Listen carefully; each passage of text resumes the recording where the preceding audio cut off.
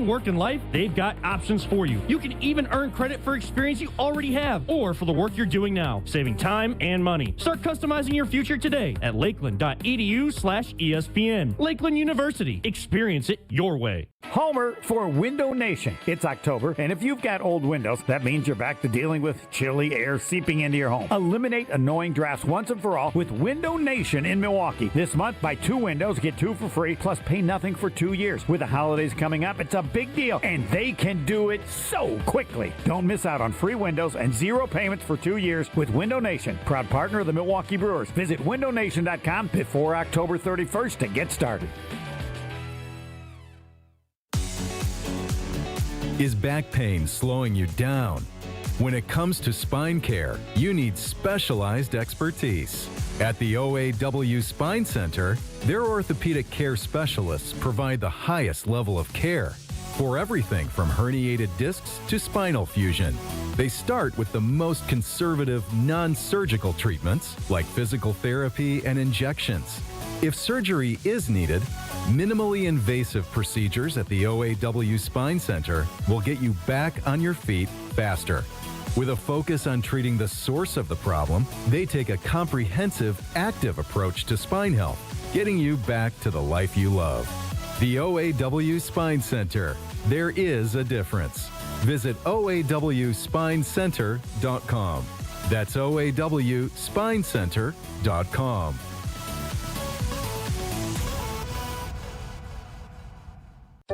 At Hazelden Betty Ford, treating mental health isn't just about breaking old patterns, it's about braving new ones. As the leader in alcohol and drug treatment for 75 years, we know caring for addiction, anxiety, depression, and trauma goes hand in hand. We're here for you with new tools when life breaks down. Discover your path to better mental health at hazeldenbettyford.org/Wisconsin. Sponsored by Hazelden Betty Ford Foundation. Gruber Law Offices. One call, that's all. It's not just a slogan, but the way of life at Gruber Law Offices. If you've been injured, call our team today. We've represented tens of thousands of injured Wisconsinites for more than 30 years. Trust Wisconsin's own Gruber Law Offices, proud partner of your Milwaukee Bucks. One call, that's all. Green and gold fans, it's game day. And you know what that means. Tailgating with friends and raising a glass to our favorite team. This season, make Bacardi the star of your pregame party. Whether you're mixing up a classic Bacardi and cola, refreshing Bacardi lime and soda, or a smooth spiced and cola, Bacardi is the perfect pick for game day fun. Grab a bottle and get ready to cheer on Green Bay with the best in hand. Available now at your local retailer. Live passionately, drink responsibly. Bacardi USA, Miami, Florida. Rum 40% alcohol by volume. Whether it's breaking Packers news, breaking Bucks news, or breaking Brewers news, we are Milwaukee's place for the biggest sports stories right when they happen on 94.5 ESPN and the ESPN Wisconsin app.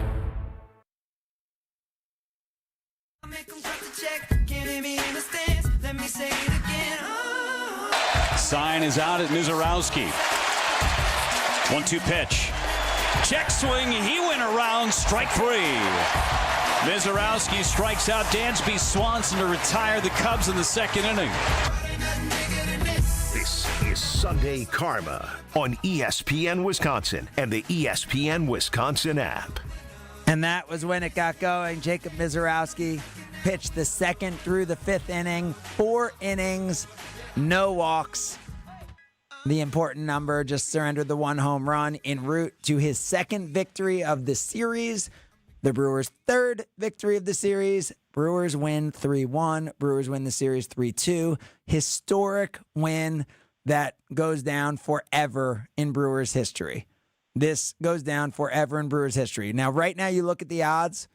The Brewers have a 35% chance to beat the Dodgers, according to the odds. If you break down the gambling odds right now. Could care less. Now, what I would say is they tend to be biased toward L.A., like not a ton, but always a little bit. Odds are a little shaved, a little toward L.A. just because of the historic Vegas and all that.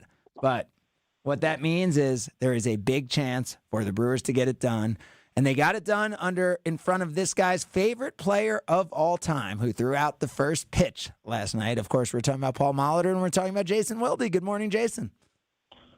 Robin Yountz. Oh, I confused them. That, I thought you were a Paul Molitor guy. Paul Molitor was there, too. No. I would say he was third in my youth after Robin Yount and Tony Gwynn. Those were my guys. So obvious to be a Yount guy. For some reason, I thought you were a Molitor guy, like you were a second baseman and you were a Molitor guy. I guess not. Very, very. Yeah, I moved around the infield. I didn't think you had the arm. I didn't think you had the arm to play short, so I figured, That, yeah. So Jason, the Brewers. Way, yeah, okay. Briefly. What a remarkable story Mizorowski is. Like, he shoots across the sky like this meteor, and he goes and pitches in the All-Star game, and then he has this adversity of his control issues, and he's not even starting any games, and yet then he comes through. Well, not even Jason. 2 games. Jason not starting, and then comes in relief to see if it can work against the Reds. Right. Struggles, kind of, could have gotten out of it on his first batter, but doesn't, and ends up really struggling against the Reds in the regular season game to the point that many believed he should not be on the postseason roster at all. Yeah. I love it when guys come out on the other side of adversity and they're better for it. And he obviously, I mean, for him to get 2 of the 3, and I understand wins aren't the most important statistic anymore and all that other stuff, but the way he pitched in the 2 situations he was in, and for them to win this series in part because he pitched as well as he did, that's pretty cool. By the way, a holding penalty in the end zone gives the New York Jets a safety, and the Jets lead the Broncos now 11-10. 3 field goals for the Jets and a safety. The Jets had the least yards of any NFL team in a first half this year, but somehow lead the game 11-10. Pretty soft holding call there on the Broncos, but Broncos do lead at 11-10. Packers get ready to play the Bengals. Joe Flacco joins the Jets, lead 11-10. Packers get ready to play the Bengals. Joe Flacco joins the Bengals. Jamar Chase is sick. What are we expecting today at Lambeau Field at 3:25, Jason?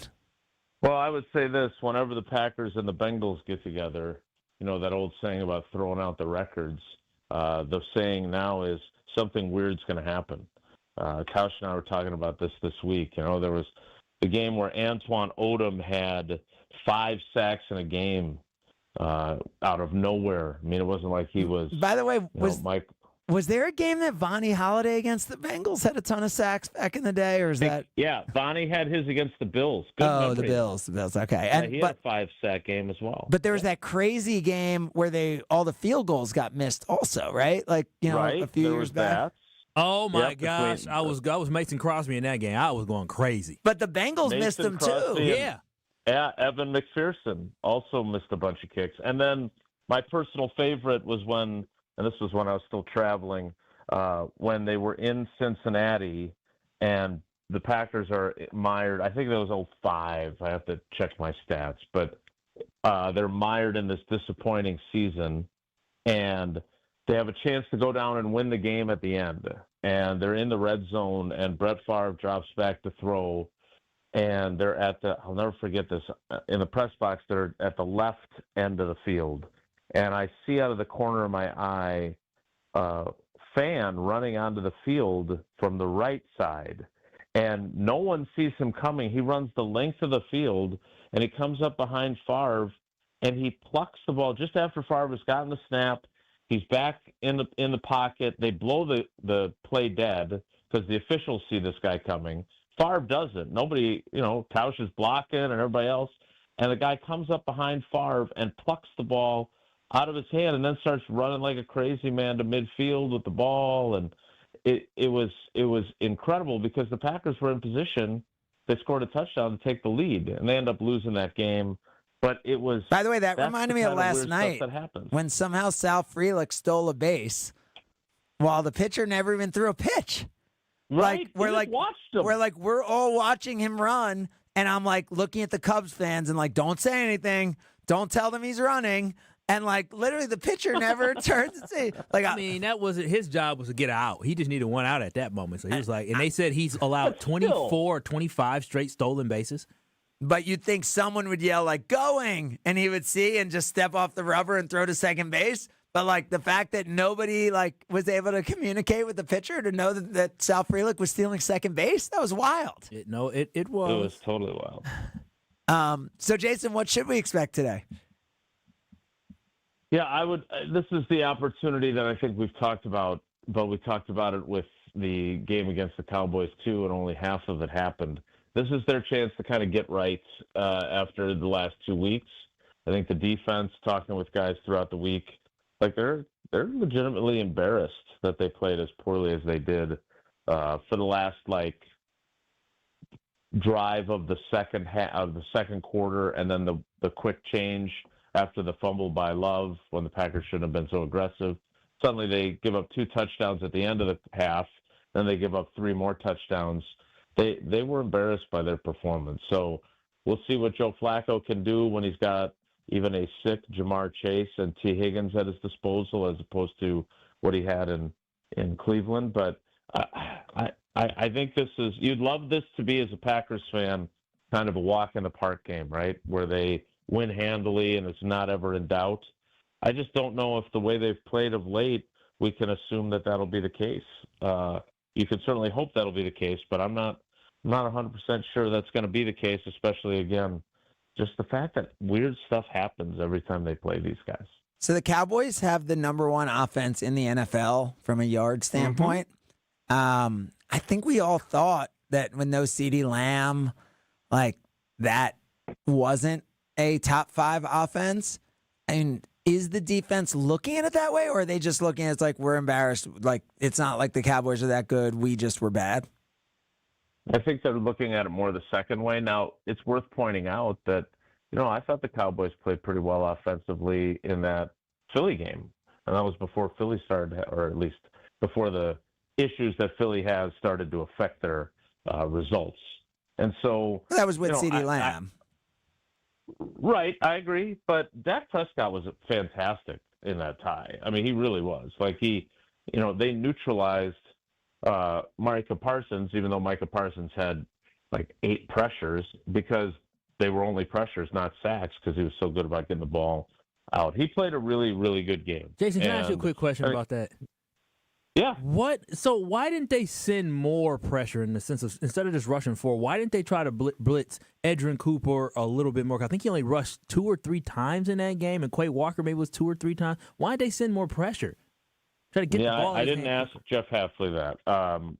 I think he definitely was struggling to find answers for the way they were playing. And look, I don't know. Maybe it's because Edgerrin Cooper was too busy missing tackles.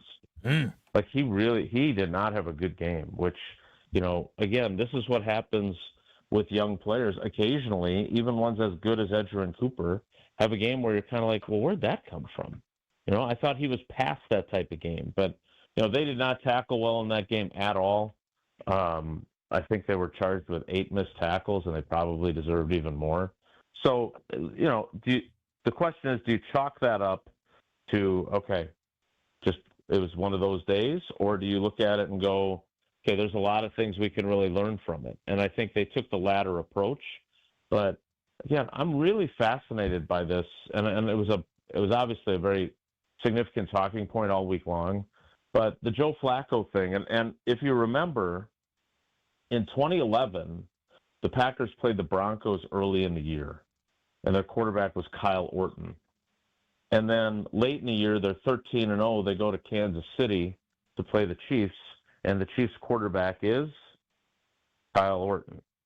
So this is not the first time this has happened to the Packers where a quarterback got traded and they faced them again, but certainly not in this short of order. So, and Kyle Orton only beat them once with the Chiefs. So I'm super curious to see how different Joe Flacco is with the talent he will have at his disposal. Nothing against Jerry Jeudy and David Njoku, but these two guys, even if Jamar Chase isn't 100% because he's sick, these two guys are the real deal, and they're the best tandem in the league. And it's going to be a really interesting test, too, for a cornerback group that especially, Carrington Valentine, who played extensively after Nate Hobbs had the concussion. Nate Hobbs, who may or may not go, he's questionable, but he didn't play well in that Dallas game either. So I'm super curious to see how they handle the two of the best in the business. Yeah, Jason, Micah Parsons is on pace for double-digit sacks, so that seems normal. But is it anything to be worried about that Jamar Chase has more solo tackles coming into this game than does Micah Parsons? Micah Parsons has 4 solo tackles total on the year, and Jamar Chase, who, again, struggled to find a quarterback. We'll see if Flacco is one. So Jamar Chase has 5 solo tackles on the year, which is more than Micah Parsons has. That is a wild stat. From tackling guys after they'd intercepted Jake Browning passes, I assume? Yes. Literally, he has. That's wild, right, Kyle? Yes. That is a crazy stat. Unfortunate stat, actually. Yeah, so Mike has 4 solos and 4 assists. Jamar just has 5 solos, but he's got more tackles than Micah Parsons. I know, again, he's not a tackle machine, but does that speak to his lack of impact? Or is it, hey, it's about those quarterback pressures, it's about the big plays, and we can't get caught up whether he has 3 tackles or 5 tackles? That's pretty irrelevant. Yeah, I don't think it's completely irrelevant. And I do think, he's been better than I expected him to be as a run defender. Obviously, Jerry Jones didn't think very highly of that, or at least that was part of his argument for moving on. So how is that true, though, Jason, if he has 8 tackles, 4 tackles and 4 assists? Is it just not necessarily getting the tackle, but holding in the space and, Correct, Okay. Yes. It's setting the edge, which, again, look, they didn't pay him $188 million to set the edge against the run.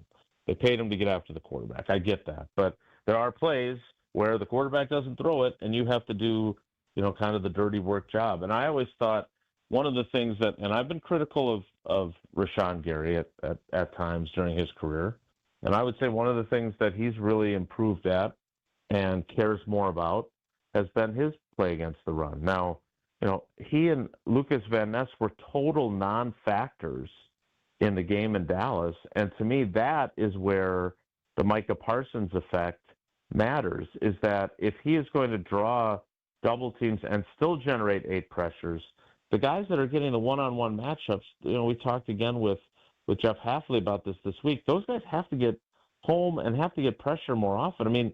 Speaking of Jamar Chase's tackle statistics versus other players, last week, Lucas Van Ness did not record a statistic at all. He didn't even have an assisted tackle. Didn't have a pressure. Didn't have any. Quarterback had nothing. And so, this is a guy who, I thought was going to be one of the guys that benefited. And he's going to be in a crucial spot today because clearly they're going to, if they want to rush 4 on third downs, they're going to move him inside because they don't have Devontae Wyatt. So he's probably going to play even a little more than he has previously. Wyatt is out with a knee injury. They really liked how he was playing. I don't think we can say that correlation equals causation, that when Devontae Wyatt went out in the Dallas game, the Cowboys went on to score touchdowns on 5 of their next 6 possessions. But I do think that factored in. There's no doubt about that. I don't think it's the only reason why that happened. But, they're going to miss him today. And in their pass rush package, LVN's going to have to show up more than he did in the game in Dallas. Before we go out to break, Kyle, do you see what happened after we were talking about him? He is in that boy head. So we were talking about Pat Surtain and how he's the best defensive player in the league and how somehow last year he won Defensive Player of the Year as a cornerback. And today he is matched up one-on-one with Garrett Wilson everywhere on the field. Garrett Wilson through 3 quarters had 2 catches for 5 yards. 2 catches for 5 yards. Literally, he's on top of him. Garrett Wilson, for the first time, caught the ball with about a yard of space, the most space he's had. And Surtain got him within 1 yard and caused the fumble. It was like a quick pass right at the line of scrimmage. He got a 3-yard pass, which is the most open he's been all day for a 3-yard reception, and Pat Surtain just caused a fumble. They may review it and say there was an possession, but that and say it was an incomplete pass. He looked like he had possession. I know he knocked he it out. is so in Garrett Wilson's head. It is so unbelievable to see a great player doing what we're seeing today. As they are calling it an incomplete pass. The Jets still lead 11-10, 19 seconds to go in the third quarter. We'll talk Packers offense with Jason Wilde as we continue. It's Sunday Karma, ESPN Wisconsin. This is Sunday Karma on ESPN Wisconsin and the ESPN Wisconsin app. It doesn't matter if it's your first betting slip ever or just the first one of the week.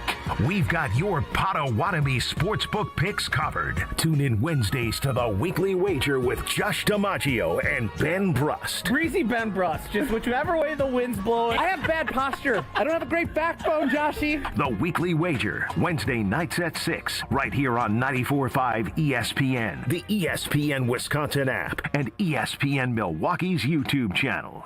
We all have someone we know or love that has been affected by some form of cancer. No matter how well you love and support them and try to be there for them, you can never really know what a person is feeling after hearing the words, "You have breast cancer."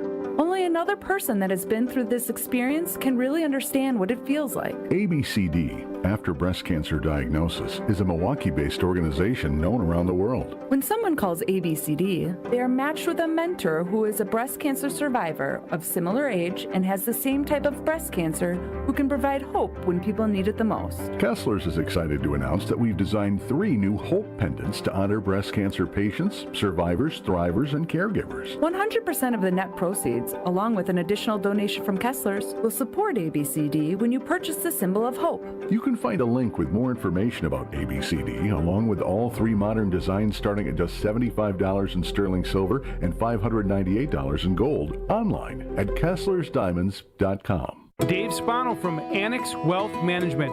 It didn't seem like it when the season started, but we've watched the crew become a great team. We're just as proud of the team here at Annex. I'll put the Annex team up against anyone when it comes to what we do. Investment, retirement, tax, and estate planning.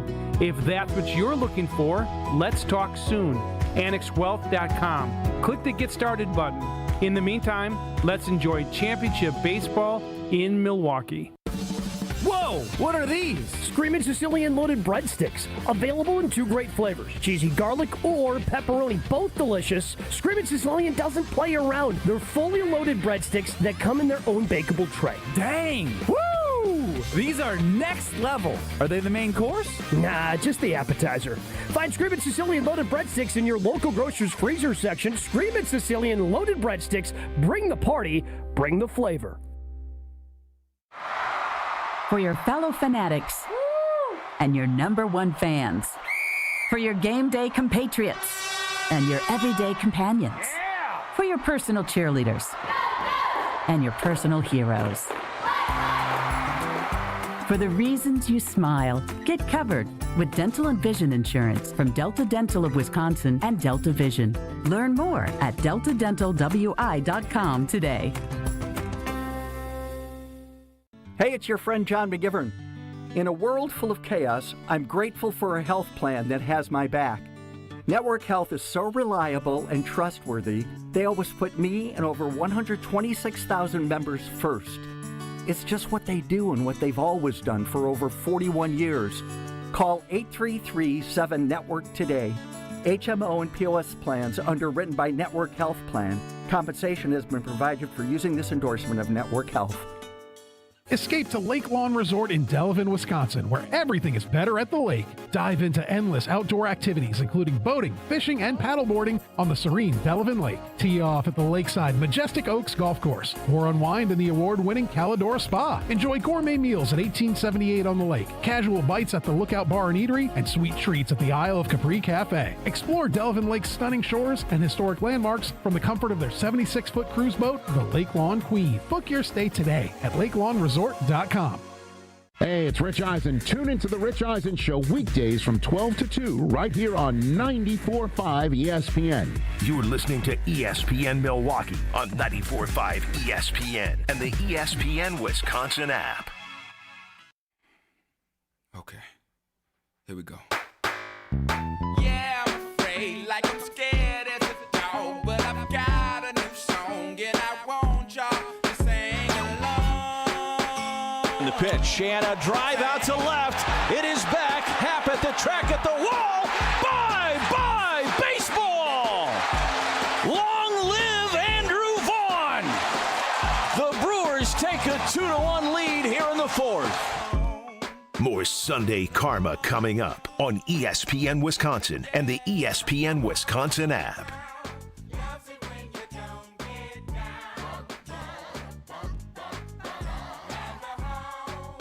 Continuing with Jason Wilde and Alex Strofe, who is up at the Tundra Trio getting ready for Green Bay game day. Strophe, haven't gotten your first take on the Brewers going to their third National League Championship Series. Yeah, pretty exciting. I haven't hugged that many strangers since the Bucks won the title in 2021. There were so many excited people in the city of Milwaukee last night. It was pretty awesome. Unbelievable game. Wait, so where were you when the last out happened? I was about 6 inches from where you are currently. Okay. And then I was in the studio for our watch party, and then after we ended the watch party, I hit the town a little bit, little celebratory libations.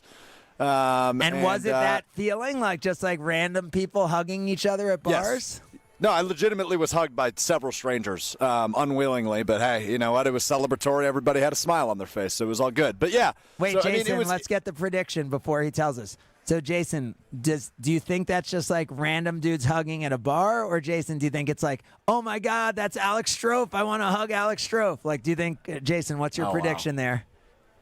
Good follow-up. I've never been more confident in saying it was random dudes hugging at a bar. Yeah, I understand why you are so confident, because that would be the correct prediction, yes. Okay. Not. I mean, that speaks nothing to the trajectory of Alex Strofe's career. I still feel like it's ascending, right, Jason? Dang, Strofe. My stock is still trending upwards. I hugged that guy that ran the 3-cone drill. All right, that's enough of that. Enough of that. But yeah, I mean, unbelievable bounce back, by the way, for and I heard Greg talk about this a bit earlier, but Bryce Terang, that was a guy who obviously all season was so great for this team, but just offensively had done just about nothing since his double in game one in the first inning. And you were waiting kind of for that Bryce moment, and you finally got it in form of an insurance run last night. So hopefully he's able to carry that into and continue it in the NLCS. But big moment for him. Miz, unbelievable.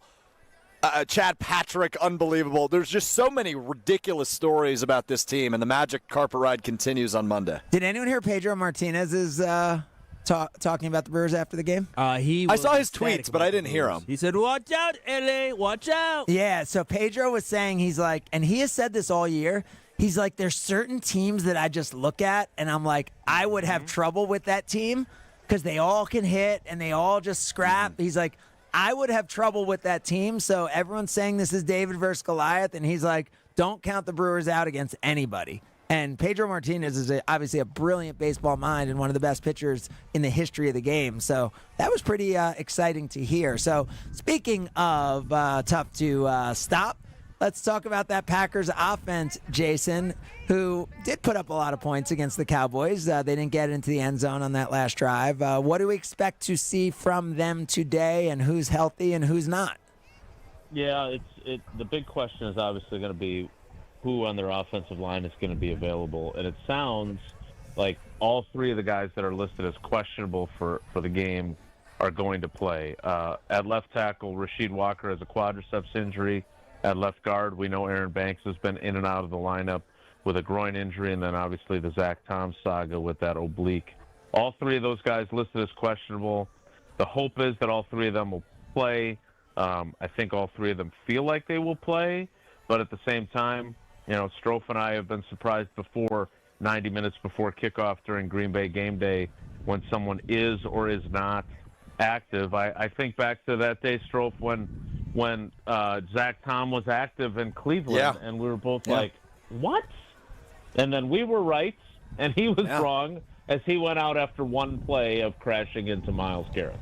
Yeah, I'm certainly hoping that's not the case today. Well, in terms of we feel bad about it, and turns out we were right. We hope he's active and he's able to get through the whole game, unlike he was able to get through more than one snap in Cleveland. But yeah, you're right. We've been proven wrong before. We will see what the case is at about what would it be, Jason? Math here, 155. 155 at the tail end of the Wilde hour on Green Bay game day. Yeah, I think the one that stands out to me the most would be, and I'm sure a lot of people listening remember this, September 5th, 1998. I wasn't alive yet. Okay, so you might not remember it. But I was born a few months after that. We had just launched our station that we're on right now in Madison, and we'd launched it a few months earlier, and we had decided that we were going to do pre- and post-games for every Badger game and every Packers game. So we were on 7 days a week, Steve Politziner and me, and the Badgers were starting the season against San Diego State, and we do this full pre-game show that we did from Beaver Dam, Wisconsin, breaking down Ron Dane and how he's going to run against San Diego State and, like, what this game's going to be about and all that. And, you know, Dane's go for 200 yards. Dane's go for 300 yards. And, yeah, Ron Dane wasn't even playing. We had no idea. We had no insight into the team. We knew nothing. So, what were you up to in 1998, Greg?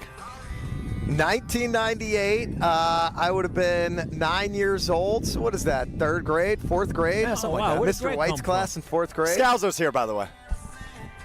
Yeah, so that's why it's good to have. That's why it's good to have people like Jason Wilde here. So, Jason, what about receivers? What about the offense? Like, what do we expect to see from this this offense today against the Bengals, who, I mean, I think are a pretty good defense? Yeah, you know, Strofe and I were talking about this on Weekly Wilde, and it's been interesting to kind of see how fans have felt about Jordan Love's season. Because on the one hand, like, his numbers are fantastic. He's thrown for 1,000 yards. He's completing nearly 70% of his passes. He's got 8 touchdowns against the 1 interception that he threw in Cleveland. His passer rating is, I think, 3rd in the NFL or 4th in the NFL. He's been really, really good.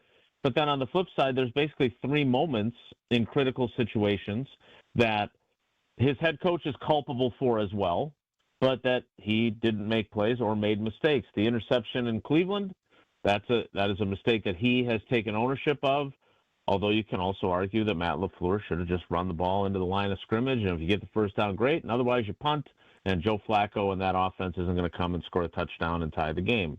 There's the fumble at the end of the first half in Dallas, which you can argue that Matt LaFleur was overly aggressive and he shouldn't have been calling that to begin with. On the flip side, he's got to have that pocket awareness so that fumble doesn't happen. That leads to a touchdown on the very next play. I'm not mad at LaFleur on that one. I mean, I think against a Cowboys offense, I don't think they should have been so conservative there. I am merely voicing the opinion of those that don't want Jordan Love to be criticized. So that's the argument that they can make. I think it's a fair argument. I don't agree with it either. You feel like you're probably going to be in a shootout, so you try to be aggressive. You have your timeouts. You have an opportunity there. And then obviously at the end, the dawdling to the line of scrimmage, that is everyone's fault, including LaFleur's. But he's got LaFleur in his ear telling him, let's go, we got to go, we got to go. And he does not relay that. He doesn't get guys in position. They have 1 second left, and he throws the check down, which is a big mistake. He can't throw that ball. He's got to throw it out of bounds instead. So I'm curious to see if with those types of mistakes kind of dragging down what would otherwise be an A grade, you know, can he have some games now as we get into the heart of the schedule where he plays at the level he's playing at and he eliminates those mistakes? Because if he does, then they're in a really good spot. All right, Jason, last question. Who is going to be the Carlos Daniels of today's game? If it's not... Who is Carlos Daniels? You don't know who Carlos Daniels is? No. I knew Carlos Zambrano is, and he would have been packing yesterday, too. No, Carlos Daniels, when we did that whole September 5th, 1998, we talked all about how Ron Dane, and if not Dane, it'd be Eddie Faulkner as the backup. But it was Carlos Daniels that day. 28 carries, 113 yards. Who's going to be the Carlos Daniels today for the Green Bay Packers, the guy we're going to be talking about after this game, Jason? It's a great question. Malik Heath. Ooh, that's Because digging. it's got to be someone that we're not expecting, right? So you can't say, oh, it's going to be Romeo Dobbs or whomever. Or Josh So, Jacobs. Yeah, Carlos. I didn't think I'd hear a Carlos Daniels reference ever again. 2 seasons at Wisconsin, 72 carries, 299 yards, plus 3 catches for 6 yards. He had 1 career touchdown. I take Carlos now on this team. Yeah, against San Diego State, though, that night. He rocked San Diego State. Mike Samuel behind quarterback. I'll never forget that night. All right, Jason, we'll have more from some of those guys. Who knows? We may even hear more from Jason later. I don't know when he gets to. No, he probably isn't up, but you're not at the Tundra Trio for a little while, are you, Jason? My portion of the program starts at 1. I should probably shower first before I go. All right. That means we will hear more from Alex Strofe and Greg Scalzo. Jason, thank you very much. All right, guys. Take care. Be good. All right. Sunday Karma continues. It's ESPN Wisconsin. This is Sunday Karma on ESPN Wisconsin and the ESPN Wisconsin app. Neck and back surgeries can be risky. Your spine deserves the best. That's why professional athletes choose Neurospine Center of Wisconsin. We can help you too. With the top nationally rated spine surgeons in the state for quality outcomes, you can trust the professionals at Neurospine Center of Wisconsin. Get a second opinion in just a few clicks. Now offered virtually throughout Wisconsin. Visit nscwi.com. Whether you want to get back into the game or just get back to life, go where the pros go. Neurospine Center of Wisconsin. Your spine health is our passion. I walk on the shoulders of giants who have come before me. I am ASAP and Maya Angelou. I am Marva Collins and Frederick Douglass. From A to Z, I celebrate, emulate, and commemorate their example. This is part of the Declaration of Excellence Milwaukee College Prep scholars recite not just during Black History Month, but each and every morning. Because our students don't just honor history, they're determined to shape it.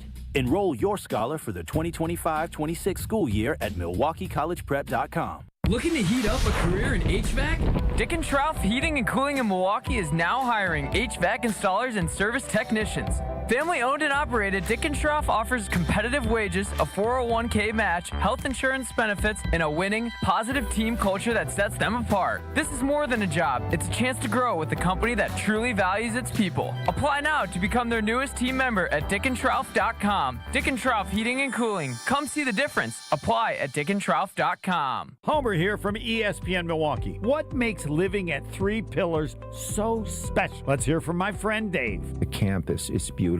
For me, nature is my church, and I love being outside. We live by the Bark River, and it's just it's calming. It just calms my soul. I just love it. A lot of the people, I'm talking about 100-year-old people, 90 years old, say they credit Three Pillars with living longer. Hey, this is Brad Nortman from KBN. Tune in to Kyle Bruston Nortman every day from 2 to 5, WKTI and WKTI HD Milwaukee. A locally owned Good Karma brand station. I'm a night out, it's a different mode. I'ma have to make a paint of 6 on a pinky toe. Heard you with a shooting guard, just let it. Curveball hit into right. Freelick is right there. A step to his left, makes the catch. Mizorowski pumps the fist. He goes 3 up and 3 down through the Cubs in the top of the 5th inning. Halfway home, the Brewers 2, the Cubs 1. More Sunday Karma coming up on ESPN Wisconsin and the ESPN Wisconsin app. You know whose name we haven't mentioned today? Who now? I thought you were going to say Luke Fickle again. That's why I was just messing with you. No, we have not mentioned Trevor McGill. He came in. He was lights out. Thank goodness we finally got out the first inning. Right? I mean, it's like all these decisions, when they don't work, are easy to criticize, right? Like, yeah, they are. What are you starting our closer for? And 11 pitches, and you said it. He was lights out. He was fired up. He was going crazy as he was going to the dugout. And kind of like almost every pitcher yesterday, I said it like when McGill got off, there was a piece of me that's like, all right, 11 pitches? Yeah, He's probably got another inning left in him. I thought, because you know how Abner went basically 2 innings. I thought, okay, well, Trevor didn't have too many pitches, and, let him go out there, see how he does. And if he gets in any type of trouble, you have somebody else. But Pat Murphy had a plan in his mind, and the plan was executed extremely well. I told you before, when Miz came in there, I was a little nervous. And I wonder if it's because it was Miz that he wanted to give Miz a clean inning. So, like you said, if McGill got into trouble in the second inning, he could bring someone in. I wonder if with it being Miz, he felt like Miz, who's been a starter more than he's been a reliever, would be more comfortable. Coming in like we said, against the Reds, he came in, in a dangerous spot in his last relief outing of the regular season.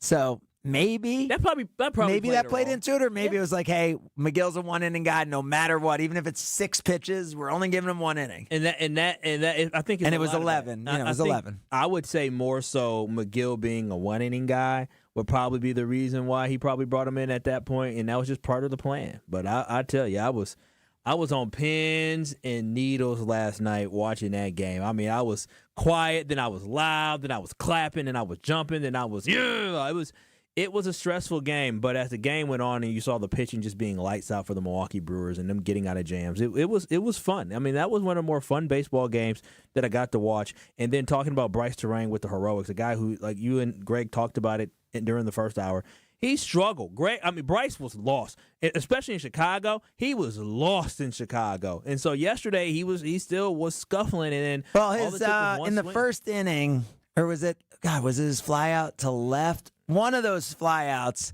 he had hit pretty well. He just got under it a little bit earlier in the game. He was struggling, so that home run was clutch. I mean, that was extremely clutch for him. And like you mentioned as well, that cushion was needed because there's a different level of stress when you're up 1 versus being up 2. Uribe could not throw a first pitch strike. He was getting behind every batter, and even with kind of settling late in the second inning that he pitched in the 9th, he still half of his pitches were balls. So Uribe was by no means dominating. So absolutely that second run was monstrous. Not just for us to be like a little more calm as we were all nervous watching that game. I was a nervous. I'm saying, but a little more calm than if it was 2-1 versus 3-1. 2-1 is a whole different ball game. That's what I'm saying. You are one swing of the bat from tying, especially as Christian Yelich mentioned after the game. Something that was all in our minds is the fact that the Brewers have been in this situation all of a year ago, being up late in the game, and all of a sudden, just like that, they're down. I mean, as Rob Euchre said, that one has some sting on it. I couldn't do it. I was watching. Well, that's why them never getting down. That's why we've talked about Contreras a lot, and we've talked about Terang a lot. But Andrew Vaughn's home run in the middle, right? Like, so that they never got down when all of a sudden it was tied. It was not tied for long, right? It was tied in the second, and then it was the 4th inning when Vaughn hits the home run to go up 2-1. King Vaughn hits that. Again, for me, when I look at this Brewers team, they've been able to do it in so many different ways. And we can't not stress enough of the fact that this team wasn't a home run hitting team. They scored some of the most runs in baseball, basically being able to be aggressive, being able to, work the count, being able to get on base, and being able to have clutch hits. The Brewers had clutch hits using the long ball yesterday. And you said it earlier as well. 2 outs. 2 outs, the Brewers were still able to score runs, and that had been a common theme throughout this series. So this team is exactly what they've shown throughout the year. That's why when I look at the L.A. Dodgers, yes, the Dodgers have some studs. They have some stars. It's not going to be easy for the Milwaukee Brewers to get out of this to get to the World Series. And on top of that, they're going to be, as you've already seen, they're going to be the underdog going into the series. By the way, the Dodgers this year hit 78 more home runs than the Brewers. But what they scored less runs than us. And scored 19 more runs. Oh, so they scored so they second in runs? Yeah, they ended up at the end of the year, the Dodgers passed the Brewers. So the Brewers scored 806 runs, Dodgers scored 825. But to score those runs, as we said, the Dodgers had to hit 78 more home runs to get 19 more runs. 78 home runs, that's a lot. Yeah. That is a lot. And then if you look at it on the pitching side, let's look at earned runs allowed. The Brewers gave up the least in the National League, 574. The Dodgers were on the bottom half, 633. So the Brewers gave up 59 less runs than the Dodgers on the year. Again, it's going to be an exciting series, and I don't anybody that's doubting the Brewers is crazy. The Milwaukee Brewers in this last series showed us exactly who they were. In the 6-0 loss, I wasn't even sweating that. It was sad because you really wanted to close them out when you're up 2-0. But, I mean, that's what happens in baseball. You have bad games. The Brewers and the Dodgers are both probably going to have a bad game during this series. That's and just what happens. 6-0, the score of the game 4 for the Brewers against the Cubs was the same as the series between the Brewers and the Dodgers this year, right? That is right. 6-0. And people didn't believe it because remember, the Dodgers are hurt. They're down. We can't look too much into it. And the Brewers ended up showing the second half is who they're going to be. Late first half, that was the team they were going to be, the best team in baseball, and they're still the best team in baseball. So Dodgers looked very good against the Phillies, right? Like that was a competitive series against a really good team. Both of those teams grinded. The Dodgers have about 7 or 8 pitchers who are starting pitchers, who are going to be able to come out of the bullpen in this series, guys who are highly paid guys.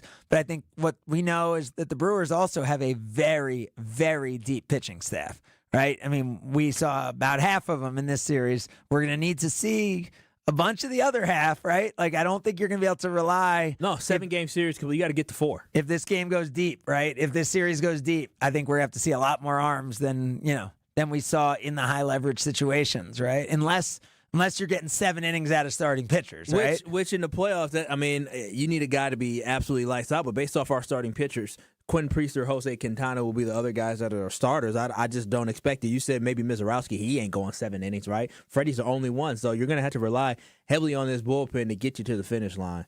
But I'm good with that. I'm 100% good with that. Hey, I don't know. Maybe Miz can go 6 or 7 innings. The way he looked yesterday, he went 4 yesterday. I wouldn't have been sad if he had come out for one more. I don't. Obviously, he's probably not on like a strict pitch count, but they're probably very mindful of the fact that this is the most innings he's ever pitched as a Major League Baseball player. And remember, like the Brewers bullpen, kind of. I don't want to say got a full rest in this series.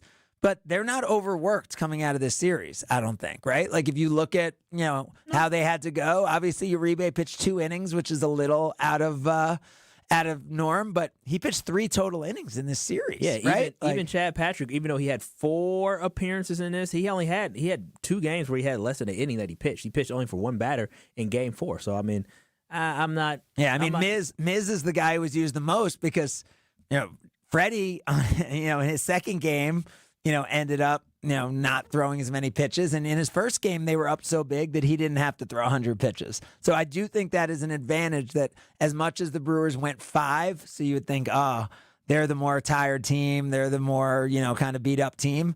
I don't think the pitching staff comes in. Like, I don't think it's like, oh, God, they're shot. Like, I look at the Mariners who played today. We were talking about that. Think about that. They played 15 innings in Seattle on Friday night. They had all their starting pitchers coming in to throw innings. Yeah, because they had to get it. And then they're playing today in Canada across, I would say across the country, but across 2 countries. It is on the opposite side. And so, and also with that as well, I mean, the benefit the Milwaukee Brewers have is this. You just talked about Seattle having to go coast to coast. Yep. Milwaukee gets yes, you use some arms. You had game 5. The Dodgers got a little bit more rest, but guess what? You get to sleep at home. The Dodgers all of a sudden they didn't know whether or not they'll be at home or not. They had to hop on a plane today to get ready, right? Right, because it's not like because it wasn't like, oh, we're either going to be in Chicago or Milwaukee, so we can come out and hang in the Midwest, right? Like because they would have been hosting if it had been the Cubs. So yeah, and that's the importance of having the best record in baseball is that you have the opportunity. If you do go 5 and another series ends early, guess what? You get to stay home. You know every single time where you're going to be, and it's going to be starting right here in Milwaukee. Somehow these London games always end up tight. They do always. A 13-11 Broncos lead the Jets under 5 minutes. We'll give you the last update on what happens there, and we'll talk about this Brewers lineup. Because I want to ask you if you like the lineup or if there's a little tinkering that needs to be done. It's Sunday Karma, ESPN Wisconsin. This is Sunday Karma on ESPN Wisconsin and the ESPN Wisconsin app. Greg Matzek, Gary Ellerson. The day after reaction show you need in your life. Who benefits the most from Micah Parsons being on the field? Secondary. Keyshawn Nick.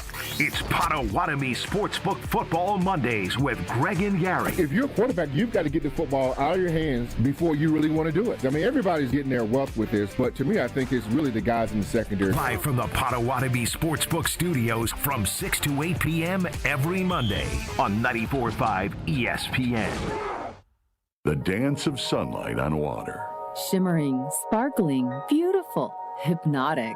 Houses that overlook a gorgeous body of water are the most highly desired houses in the world. The Bellamare collection of fine jewelry features classic white diamonds flanked and surrounded by rare and exotic blue diamonds. Bellamare means beautiful water. Bellamare, sunlight on water, glimmering and twinkling. The dance is enticing. The look is spectacular. The impact is exciting. Blue and white diamonds created in the heart of Mother Nature will dance and sing on the body of a glittering, sparkling woman. Bellamare. This blue and white beauty of sunlight on water should be worn on the fingers, the wrist, the neck, and the ears of the woman you love. The Bellamare collection is available only at Kessler's. We do diamonds better because diamonds are what we do. For the location of the Kessler's nearest you, visit KesslersDiamonds.com. For your fellow fanatics and your #1 fans. For your game day compatriots and your everyday companions. For your personal cheerleaders and your personal heroes. For the reasons you smile, get covered with dental and vision insurance from Delta Dental of Wisconsin and Delta Vision. Learn more at deltadentalwi.com today. To help those who want to be helped but may not be able to afford it. That's what PGA Tour winner Grayson Murray had envisioned for a foundation before he sadly took his own life at just 30 years old. His parents channeled their grief into creating the Grayson Murray Foundation, carrying out his vision to help those struggling with mental health and addiction. To donate and learn more, visit GraysonMurrayFoundation.com. When it comes to joint replacement, you want the best care available. The Orthopedic Surgery Center in Pewaukee is a leader in joint replacement, offering same-day surgery with advanced technology. Their team of experts specializes in knee, hip, and shoulder replacements, using the latest techniques to minimize pain and recovery time. By choosing them, you're choosing a center focused on providing specialized care tailored to your needs. The team at Orthopedic Associates of Wisconsin can get you back to what matters, living pain-free. And their prices are more affordable than urgent care or the ER. And they'll send a full report to your primary care doctor. Why wait at the ER? Walk in to Ortho ASAP for faster, more affordable care. Total joint replacement. There is a difference. Visit orthowisconsin.com. That's orthowisconsin.com.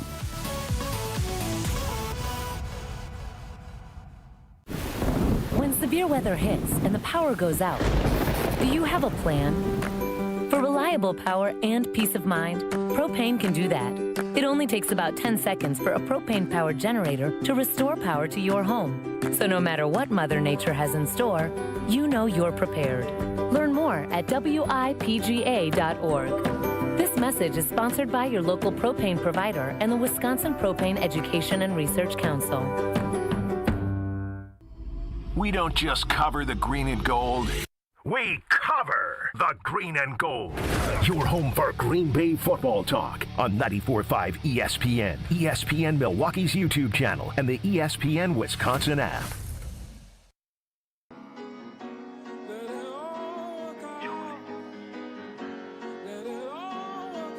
The 2-1. Grounded softly to second base. Terang fields, throws, inning over. Abner Uribe allows a one-out walk. That is it. This is Sunday Karma on ESPN Wisconsin and the ESPN Wisconsin app. I legit knew that was the 8th inning. Like, just when I heard that ground ball. Like, that's how memorable, like, every moment felt in that game last night as the Brewers win. The Jets sack Bo Nix on 4th down. You know how many teams have no wins in the NFL this year, Kyle? Are the Jets the last one without a win? They are. Good call. The last team standing with no wins is the New York Jets. They are going to be receiving a punt from 3-2 Denver Broncos in a game where the Jets have not scored a touchdown, where Garrett Wilson has single-digit yards, and where they've had no offense. And with 2.5 minutes left, the Jets are getting the ball down 13-11 with a chance to kick a field goal and win this game, in a game where the Broncos special teams have let them down a few times. This time the punt coverage is pretty solid. The Jets take over at their own 44. So you're looking at really 2 first downs for the Jets, which has been, I don't know if they have more than 10 on the game. Like, legit. Yeah, they haven't been, all it's been is field goals, and then the safety in the end zone is going to be clutch at this point. The Jets have 7 first downs on the entire game, so they need 2 in this 2-minute drive average for a 4-quarter game. Yeah, they are out of timeouts, so this will pretty much be their last drive. So we'll see what happens there. But back to the Brewers, and as we think about the Brewers, they're settling in to. Oh my God! The Jets tried a shotgun on first down. Justin Fields didn't catch the snap. Breece Hall picks it up and runs for 7 or 8 yards. So one of their most productive plays of the game was on luck. Was because the center had an awful snap, and Breece Hall. That's what a mess the Jets are right now. But as you look at this lineup, Kyle, I want to keep Perkins and Ortiz in the lineup. But does it bother you that they're back-to-back? Because it felt like last night it was kind of happening a little bit where Durbin got on and Frelick got on, or they'd start to get something going, and then it would be toward that bottom of the order. And we know Ortiz came up so often this year with the bases loaded.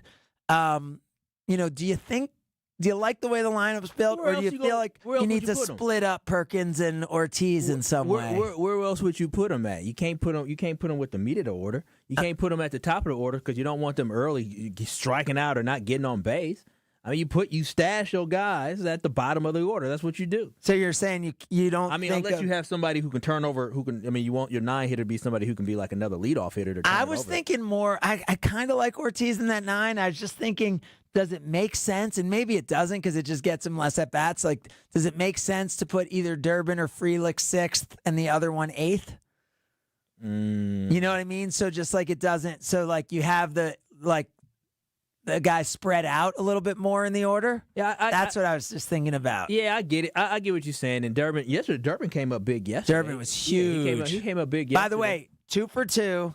He also walked. Yeah. He also stole a base. Yeah. He also made a really legit steal where they had to replay it. Yeah, the review. Then he also made a nice play coming in early. Early in the game came in. That's when your stomach like even a regular ground ball felt stressful because you saw the Cubs make an error. Yeah, on Dansby Swanson. Yeah. On an Ortiz, right? On Ortiz, like a routine ground ball. It sailed on him a little bit. So the fact that Durbin made that defensively, Durbin played just a great all-around game in that game. So I'm not saying move him down because he's not hitting. I'm just saying, is it better to space out Perkins and Ortiz as maybe the 2 lightest hitting guys on the squad? No, you hope for the best with those guys. Because one thing is, not so much with Joey O, but I think with Blake Perkins, maybe you can have a game where he can maybe pop on. I believe game 1 or game 2 he had. He had the huge hit in game 1. 11 pick at bat. Yeah. And then in addition, they had walk yesterday, and so I'm okay with that because I feel. But that walk was a 4-pitch walk where they were just like, all right, let's get to Ortiz there. And so, but with that, I have more confidence in the fact that Blake Perkins could potentially pop out. Joey Ortiz, and you have what? I have some confidence in Ortiz. He will hit. He's going to get a big hit in a 7-game series. It's not like he's big totally hit or a hit. A big hit. So you think because there's a difference because there's gonna be guys on base. He's just gonna have so many guys on base that he is gonna come through in one of these spots because it's not like he's completely overmatched. He's the lightest hitting guy on the team, which is no apologies, right? He's a defensive whiz at shortstop. Like, you're willing to take that trade-off. And he's not, in the second half of the season, we saw that he could make a meaningful impact on this offense. Yeah, So, when I saw Bryce Terang in a slump here in this series, I was like, Bryce is going to break out. Bryce is going to break out. When it comes to guys like Perkins and more so Joey Ortiz, it's like, let's see what we get, right? Yeah, it's like, exactly. Whatever I we agree. can get from, even with Caleb Durbin, you're like, all right, we're going to get something from Caleb. Frelick, Durbin, and Terang, you knew they would come through at some point. At some point, right? Like, and probably not in that order, but probably Terang, you for sure thought you'd get something. Frelick, then Durbin's like, all right, he's probably going to pop at one point. But, yeah, I mean, overall, I like keeping the lineup. Because through that series, like, Contreras, Churio, Vaughn, and Yelly. Yelly, yes, last night. But the last two games he went to sleep. But early in the series, Yelly got. He was huge. Yeah, He was huge. He was That's what I'm saying. Like, throughout the series, just about everyone besides Ortiz had their moment in that series.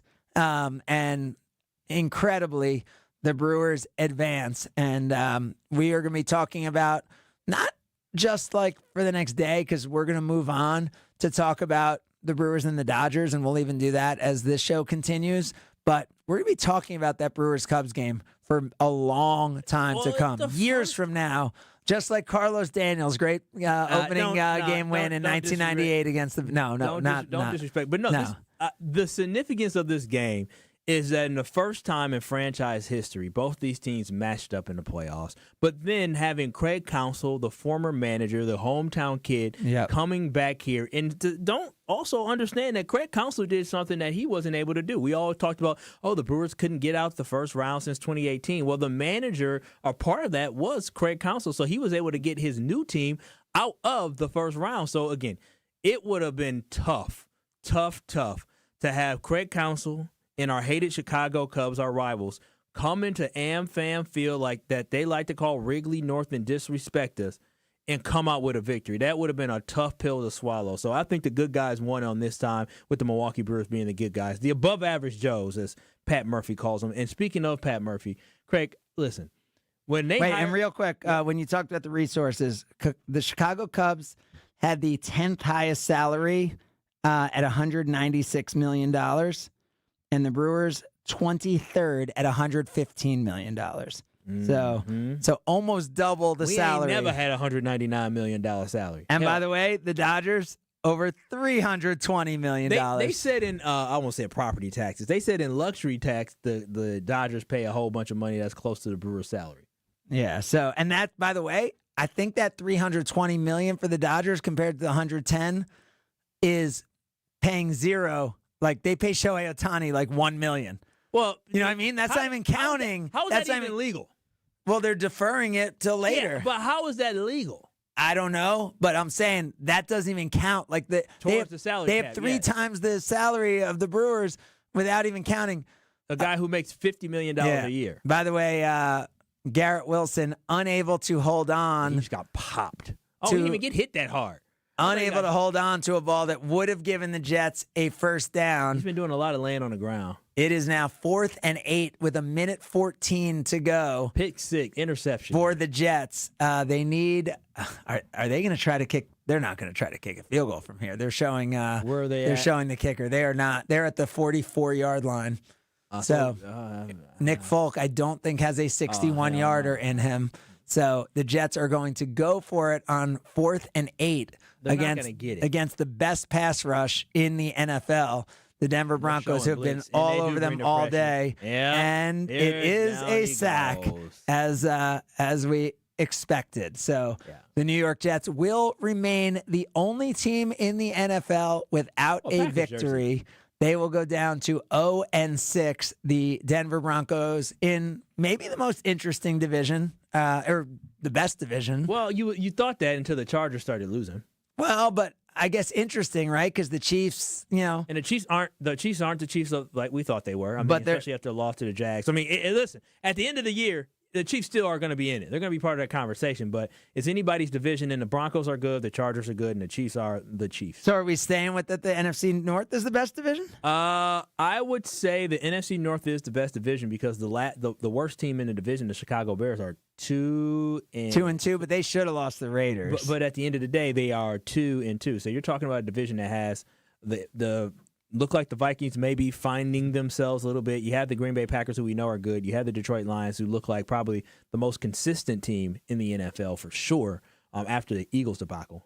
Which made me feel happy. The Eagles losing, even though it destroyed me in Cover 5, because Cover 5 has been a complete disaster for me of late.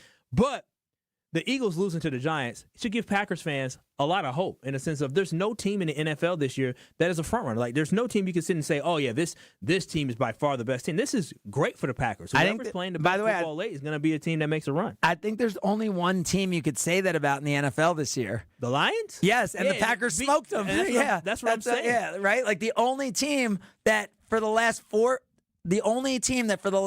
weeks has looked consistently like an elite team is a team that in week 1 the Packers dominated. So that is a wild way to look at the first 5 weeks of this NFL season.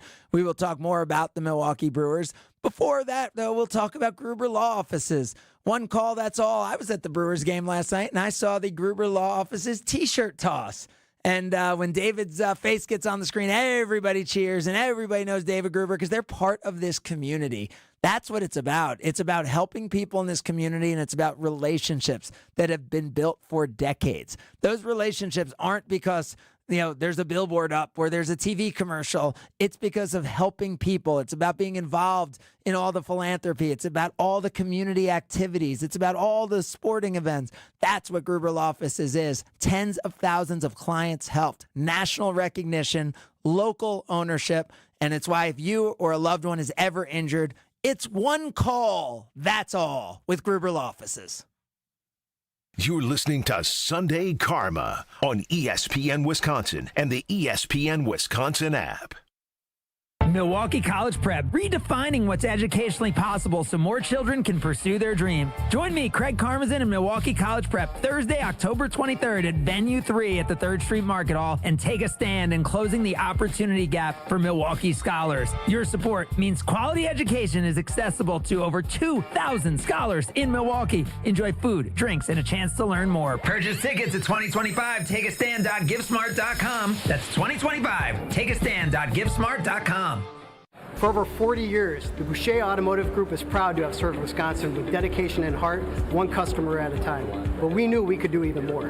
In the last 5 years, we've expanded across the state, adding new locations, new brands, and new ways to better serve you. At Boucher, growth isn't always about being bigger. It's about being better. Better selection, better service, better experiences. Where you're going matters, and Boucher is driven to get you there. The Boucher Automotive Group. We ride with you every mile. Best Marquette games ever, brought to you by Saganiac Planning. The best regular season win ever. Marquette beat the #1 team in the country and the defending national champion. Villanova was both in January of 2017. Marquette won 74-72, though trailed by 17 and needed a 19-4 run at the end of the game. Caden Reinhardt, game-winning 2 free throws, 11 seconds left. Oh, baby, you bet the fans ran on the court. Should be required when you beat the current #1 and the defending national champ on the same night. If you're a company owner offering medical insurance for your employees, you may be sick and tired of the constant increase in rates or change in benefits. Now's the time to take a look at a different type of plan. At Saganiac Planning, it's called level funding, an opportunity to keep premiums low and possibly receive a return of your premiums. For more on level funding, call Steve Llewellyn, 262-783-6161. Saganiac Planning, a name synonymous with employee benefits and top-notch service. I've been to my fair share of green and gold games, and the best way to get there is with AccuTrans Group. At Good Karma Brands and ESPN Milwaukee, we use AccuTrans Group to get our partners to and from Green Bay, and it's always first class. From stadiums to concerts and tailgates, your game day fun starts the moment you step on board. Sit back, relax, and let their professional chauffeurs handle the traffic while you enjoy the ride. AccuTrans Group is Milwaukee's premier ground transportation, available 24/7 with sedans, SUVs, limos, vans, and buses. Book today at AccuTransGroup.com. I'd like you to listen to a little question and answer session with James Imaging Systems client Preston Clark. He oversees IT services at Creative Business Interiors.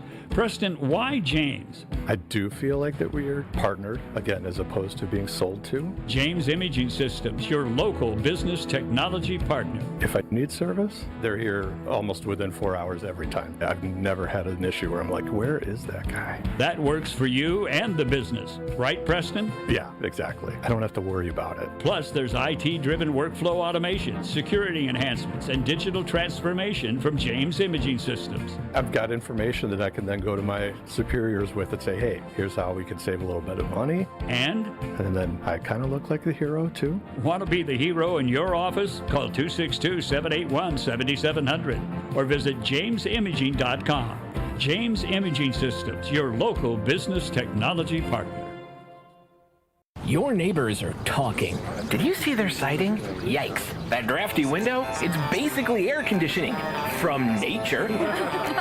Don't be the scary house on the block this fall. Call Exterior Pros and Baths and get $3,000 off your roofing, siding, windows, or bath project. No tricks, just treats. That's 262-800-4274 or click your way to extpros.com. Fall in love with your home again. Trust the pros. Kyle Broston Nortman, KBN. The results speak for themselves, and either you're going to jump on board or you're going to find out why they are who they are. On 94.5 ESPN, the ESPN Wisconsin app, and ESPN Milwaukee on YouTube.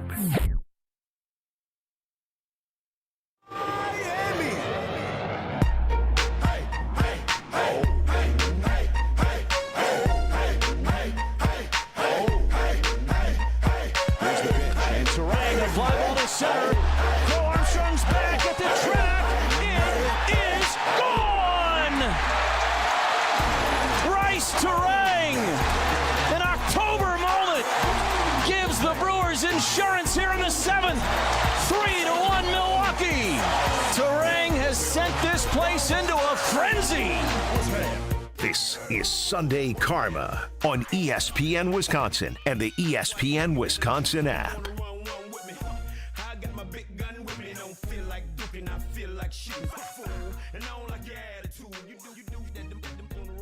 I know people are clowning Crow Armstrong for when he jumps at those balls. Dude he's an interesting guy.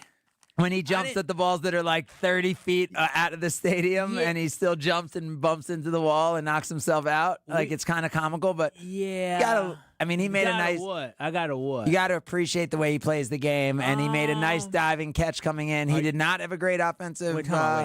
Okay. I enjoy how much passion he plays with, but playing the game also includes how you act around the game, and when you're striking out, yelling at them, which happens, or when you go up to the dugout throwing a tantrum, or when you pop out, you're throwing a bat. Like no. Yeah. What do you okay, mean? it's fair. I'm saying that's fair. That's fair. He's kind of got to reel it in. He needs some guys. I'm shocked that Pat Murphy wouldn't have any of that. He would calm that down. He's a little out of control. He's a little bit of a head case. Craig. And he struggled down the stretch of the year. He right? was trying to bunt because he didn't trust his bat in this series, Craig. Down 0-2, he's trying to bunt. Guy was a MVP candidate early in the year, and really he's a head case. He's Ron Artest. That's kind of deep. But so if you look at it, his OPS 953 in April, 888 in May, 771 in June, 984 in July. How about 446 in August in 100 at bats, and 646 in September in 76 at bats. That's a guy who you didn't fear, right? You fear everyone in the playoffs. You kind of fear everyone in the playoffs because you're always scared. But I didn't fear him. Certainly didn't fear him the way I feared Bush, or even like a guy like Horner, right? Horner felt like could get on base all the time. PCA did not instill that fear in you. No, PCA was completely lost, and he wore it on his shoulder, his chest. You can see that he was distraught. You can see he was lost at the plate. And he did come up big in Game 3, I believe, for the Cubs, where he had a big hit. But interestingly, Tucker was 0 for 10 in the games in Milwaukee. He had some big hits in Chicago. They're very mad at him. But he took a big 0 for 4 with 2 strikeouts last night. which, I mean, that is definitely an interesting one in terms of what they're going to do. But so much good stuff to think about with the Brewers. And this year, it's kind of also feels a little, I mean, everyone's been saying, oh, this year's so different. This year's so different. Like last year felt so good, and the Brewers went, from the first game to the last game, the Brewers wire to wire last year, leading the division. But last year we had the Willy Adames thing kind of hanging over us the whole season. Yeah. This year, there's also not that, right? No, your team comes back next year. Like who's not coming back? Right, and this is building into something, and also these guys, they just, it seemed like in the last couple of postseasons, like, oh, well, who will they be here? Will they not be here? Or last year, Devin Williams was part of that too. And Freddie makes sense to be back next year, right? Even if the year after he's not, right? Hey, guess what? You know what you get? You get a competitive balance. You get a pick. Like you can compete. I don't know what round. I think compensatory pick. And Freddie this year has every right. I mean, Paul Skeens will win the Cy Young Award. But that's what Freddie was at the top of this order. Quinn Priester, who I think should go game one, but I've stopped questioning what this team does. I would have went Jose Quintana to go game one because he's such a veteran, and to have him go one and Priester go game two, since you're not going to have Freddie go game two, right? You think you're going to have Freddie go game two because that'll be Tuesday, and he last pitched Thursday? So Friday, Saturday, Sunday, Monday. Yeah, that's fine. So I thought Freddie would go game two, so you go Priester game one. And I don't want Priester on the road. I want because he even admitted, and Pat Murphy admitted the moment was too big for him, which is okay. And I love that level of accountability to say, you know what, that's okay. We get better from that. We learn from that. But I don't think you can. I mean, you can't like, oh, okay, we're gonna like not have Priester on the roster next round, or we're not gonna he's got to be a part of this if this team's gonna do it, right? Yeah, I would probably go Jose Quintana personally, or if you decide you want to go. Wait, so then you would bump back Priester to game 3 in L.A.? No, I don't. So you just said you'd go Quintana. Then you go Freddie in L.A. game 3? Because Freddie didn't look great on the road either. He didn't, but he was able to, after the 3-run home run, he was able to get it settled. I mean, I want us to treat this like, obviously it's the playoffs, but if we're going to throw Priester out there, fine. But I would prefer, in my perfect world, it would go Quintana, Priester, and then Freddie. But that will be Freddie. So you would go Freddie in L.A. with extra rest? I would prefer that because I want Quintana. I want Priester at home. I trust Quintana on the road. Yeah, I mean, and he's. So that's what I'm saying. If you go Priester 1, Peralta 2, then you go Quintana 3, and then game 4. Again, there's a lot of pressure in the game one, Craig. Game one of a series is a lot of pressure. And I think probably game 4 ends up being a bullpen game and not Miz starting, because I think they like having Miz in the role he was in game 2 and game 5. And so my gut is, even with only 2 off days in a best of 7, which are the same amount of off days we just saw in a best of 5, I think we still see a bullpen game in game 4. We will have our Palermo's picks. Greg Scalzo, Alex Strofe. Join us as we continue at Sunday Karma, ESPN Wisconsin. You're listening to Sunday Karma on ESPN Wisconsin and the ESPN Wisconsin app. While you may be primarily known for preying on your opponents, I think we'll be doing the hunting this week. It's all about the chase. It's about the chase. Can we get the gazelle? Is Lamar Chase the gazelle? No, Flacco's the gazelle. Flacco with protection. It breaks down and he's sacked. Get all your green and gold coverage leading up to Packers versus Bengals right here. 94.5 ESPN, the ESPN Wisconsin app, and ESPN Milwaukee on YouTube.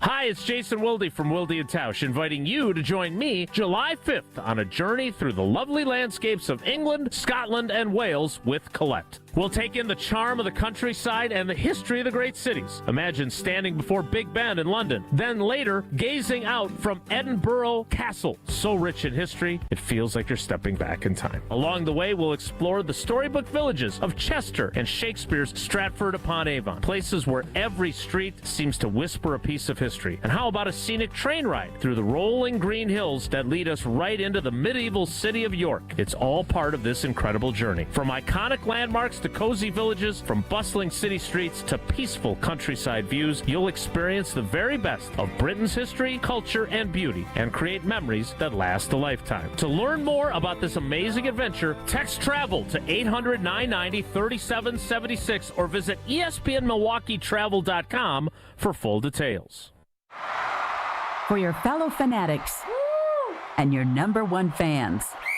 For your game day compatriots and your everyday companions. For your personal cheerleaders and your personal heroes. For the reasons you smile, get covered with dental and vision insurance from Delta Dental of Wisconsin and Delta Vision. Learn more at deltadentalwi.com today. Homer here with a message about Three Pillars Senior Living Communities, located on a serene setting along the Bark River on 300 gorgeous acres. Three Pillars Senior Living Communities is a top-ranked full continuum community. Active adult, independent living, assisted living, memory care, skilled nursing, and rehab. Three Pillars, the hands-down choice for you or your loved one. Been there. Know people who live there. They love it. You gotta go to Dousman and see it in person. Get all the info on Three Pillars at threepillars.org. Imagine your home totally organized. At Closets by Design, we specialize in providing affordable, custom-built storage solutions with built-ins and beyond, from garages to new home offices.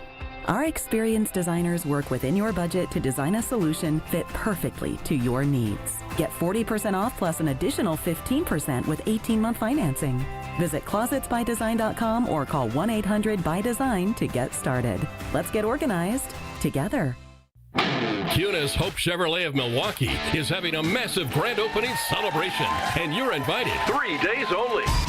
Thursday, October 16th through Saturday, October 18th. Unprecedented grand opening celebration pricing and discounts on our entire inventory of new Chevy cars, trucks, and SUVs. Plus over 800 pre-owned vehicles, starting as low as $39.95 and only $199 per month. We'll be paying above market value on all trade-ins during this event, no matter what the mileage or condition. And during our 3-day celebration, you can take advantage of grand opening service specials on oil changes, replacement tires, brake pads, and rotors. Almost all services with hundreds in savings. It's a party, and you're invited. All brought to you by your good friends and neighbors at Kunis Hope Chevrolet, Milwaukee's #1 Chevy superstore. Don't miss the Kunis Hope Chevrolet of Milwaukee's huge grand opening celebration. Thursday, October 16th through Saturday the 18th, just off I-41 at 11100 West Auto Mall Drive. For info online at KunisHopeChevy.com. Hey, this is Tanas Santalucumpo. Download the new ESPN Wisconsin app. Your state, your teams, your ESPN. The brand new ESPN Wisconsin app. Find the ESPN Wisconsin app in the Apple or Android app stores today. You're listening to Sunday Karma on ESPN Wisconsin and the ESPN Wisconsin app. It's that time. Yes, it's finally here. Craig makes his picks of the week. You can bet the house on it. Picks of the week on Sunday Karma with Craig Karmazin. Presented by Palermo's Pizza, Wisconsin's hometown pizza. Can't wait to see what happens next. On ESPN Wisconsin and WisconsinOnDemand.com. Kyle's going crazy over something. Strofe, Greg is talking about, hey, this Keanu Reeves movie. And Strofe was like, oh, yeah, you're talking about Taken with Keanu Reeves. And I'm like, bro, what? Is he thinking that Speed? Speed's an all-time great I said Matrix. That is Keanu Reeves, right? That is Keanu Reeves. Okay, so I got that one right. He was thinking of John Wick, everybody. Speed 2, also an underrated sequel, in my opinion. When they're on the boat, not as good as Speed 1. Sandra Bullock, phenomenal in that movie, but I digress. Sandra Bullock, probably underrated actress. I would disagree. I think she's well accomplished. Properly rated? Yeah, I think Sandra Bullock had a run where she was like one of the best at the time. Craig, what's your opinion on Sandra Bullock? Properly rated. Let's get into our picks, but before that, you're kind of up there in the Door County area. Strophe, anything you want to talk about? Yeah, not far away from Door County Distillery, locally produced, handcrafted, award-winning spirits made locally in Door County, just north of Sturgeon Bay in Carlsville. They've got it all: whiskeys, rums, gins, vodkas, brandies, all the in-betweens, whatever you need to mix up on this game day. Do it right, do it with Door County Distillery. Visit their website, doorcountydistillery.com. Find the retailer nearest you ahead of kickoff. That's doorcountydistillery.com. All right, well, as we get to our Palermo's picks, We are not going to look at what we did from Cover 5 last week. Oh, my Why gosh. not? We should look at that. I did great last week. Oh, my gosh. I mean, that might have been the worst week in history. No, I think I had the worst week in history. Craig, Whatever you did was good compared to me. Craig, I had the Ravens, like they were losing by like 50. Like I was like a negative like 80 last week. Damn. Like I was setting records last week. Hold on. I'm going to have to open it up because I did so bad that I didn't even look at the app. When I do bad, I don't even open up the app. And then I thought and then 63.5 for me last week. So you made all the right choices. Wow. Positive. All right. Well, that's why we're not going to be focusing So we're there. not doing Cover 5 That's at all fair today. point. Fair point. Yeah. It's why we need. By the way, of 100 last week, I was a negative 58.5. Just so you know, only 5 people were worse than me, including Greg Scalzo, who was a minus 61.5. Nice job, Greg. Yeah, taking that Baltimore, thinking it was going to be like a Hewing theory game was not the right move. Yeah, you and I both had Baltimore. We both had the Giants, who lost 10.5 last week. And then the Giants bounced back like this. Yeah. And I had I'm LA. at negative 23. You had the Chargers who got killed. I had the Cardinals who got killed. I mean, it was a rough. But this week's a new week. It is, but it's a new week for us to talk about baseball because that's what today's been about. Let's talk about the Brewers and the Dodgers because that is the series. If we're going to do a Palermo's pick, that's what we need to be thinking about. Greg, I'll let you start.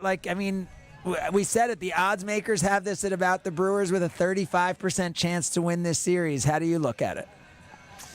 I think that's probably overdoing it in favor of the Dodgers. I think the Dodgers have the star power. I think the Brewers are deeper. And I think that if they can get quality starts out of Priester, Peralta, and Quintana, they're going to be in good shape. I'm going Brewers in 7. I think this thing pushes to the final game. I think the Brewers end up winning their first pennant since 1982, and they do it against one of the more star-studded teams in the last 25 or so years in baseball when you've got 3 MVPs in the lineup that you're facing. But this team has found a way all year. They believe in each other. This organization has been building towards a team like this for how long? And Pat Murphy and Matt Arnold, as much as I disagree with so many of the decisions they made in the NLDS, they are pushing the right buttons in a certain way. What do you mean by that? You said that before, and we're short on time. I think that they should have gone Priester in Game 2 at home, Quintana in Game 3, Freddie in Game 4, and if you needed it, you had a healthy Priester in Game 5. And they went bullpen game in Game 2. And Mizorowski ended up. Enough of that. Everything you said. What do you think, Stroh? I mean, playing Monday morning quarterback. No, but he's admitting that he was wrong and that it worked out. He's saying that they're doing the right things, even though I disagreed with them. He's giving a compliment ultimately, so I'm going to let it fly. I agree with Greg. I think it's Brewers in 7. I believe it was the great American order, Ric Flair, who first said, to be the man, you got to beat the man. And obviously the Dodgers, the reigning World Series champions. There we go. Very well done. I've got the Brewers in 7. It's not going to be comfortable. It might not be fun at points, but I think the Brewers find a way to get it done and punch their ticket to the World Series. Yeah, Shohei Ohtani 1-0 in 6 innings in the first series. We're talking about a guy who's like a different type of dude. Kyle, what do you think? Listen, I think we got Pat Murphy as our manager, and I believe in Pat Murphy. I believe in the guy after an 0-4 start, and the run differential was crazy. People were doubting. People were talking about torpedo bats. Fast forward now to October. We're talking about a team that is now in the NLCS. So I am standing behind Pat Murphy. Any and every decision that Pat makes, I'm standing behind it 10 toes down. I'm taking my Brewers. I don't care if it's 4 games, 5 games, 6 games, or 7 games. My Brewers going to the World Series. Okay, how many games? That was good in 6. Okay. Shockingly, I'm going to complete this group by saying I think this series, I said Game 5 was going to be about defense, pitching, base running. I'm going to take the best pitching team to win in a Game 5, and the Brewers clearly outpitched the Cubs yesterday. I think a series like this, again, is going to be about the bullpen. I think a long 7-game series is going to be about the bullpen, and the Dodgers will have some good starters pitching out of the bullpen, but we've said it. Every year the Brewers bullpen seems to get there, and McGill looked great. on top of Uribe, on top of Patrick, on top of Miz, on top of Koenig, on top of Mears, on top of CL Hall, on top of Ashby, on top of like 8 guys who didn't even make the postseason roster. Let's see who's on it. But either way, Brewers in 6, taking a page from the Bucks. So stay healthy, stay together. Survive today, thrive tomorrow. Don't settle. Kyle? Go Pack.